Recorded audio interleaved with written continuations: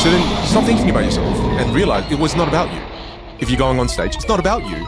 It's about every single person you're going to serve.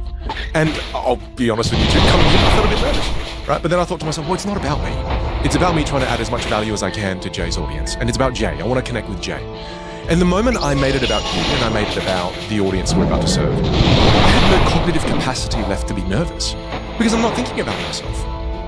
So to me, these three small tools, you got the breathing, get rid of the adrenaline and mindset shift.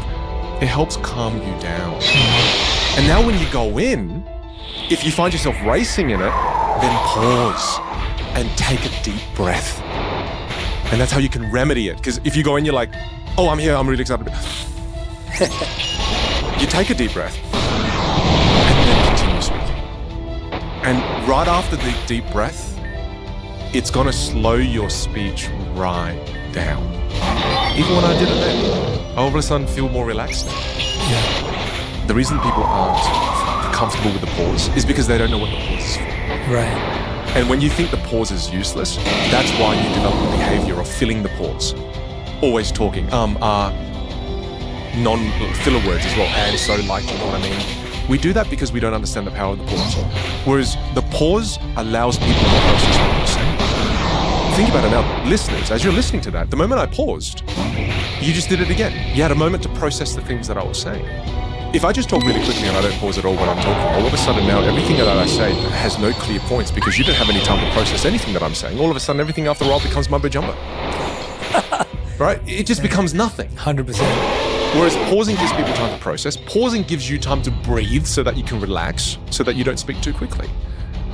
There are so many benefits to it. I mean, think of music. I love using music analogies because the most important note in an orchestra happens after a crescendo, which is what? Silence. They'll build the peak and then all of a sudden the musicians will play and play and it'll get to this peak moment and then just nothing.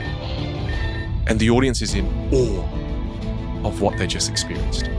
You speak about it so powerfully and it's so convincing. I'm like, this has to hit because I applied that even, and that come back to Zoom calls, meetings, everything. I think it's so important to not feel that the person who talks the fastest is the one who will get their point in. And I think that's sometimes the thing of like, hey guys, so I just really want to share this with you because if we just did this would solve everything. Like, this is the thing. And it's almost like you've actually lost all importance because of that pace. Also because there's no clarity. Yes.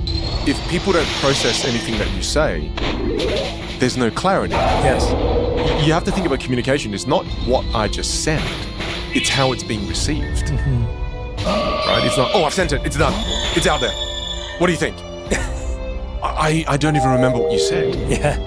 And I think that's a big mistake. And often people do that again because they don't understand that the way you deliver has an impact on how others receive. Yeah, I really appreciate your switch to the audience consciousness versus the us consciousness.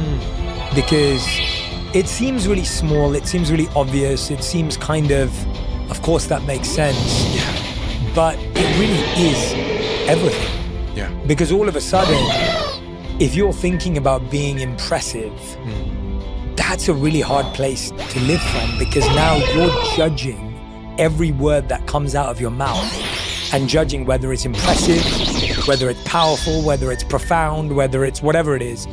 And now you actually have no thinking space to actually be profound, impressive, and all those things you wanted to be. It's just not possible. Whereas if you were thinking, hey, what's that person in the audience struggling with? Mm-hmm. What are they really struggling with? What's their challenge? What's the thing that, and that's how we started this conversation. I was like, what's everyone worried about when they come to you? Because to me, that's the most important thing. And if I know that what they're worried about is their accent, their voice, their whatever it may be, now all of a sudden I can address that. Yeah. And I can speak to that. And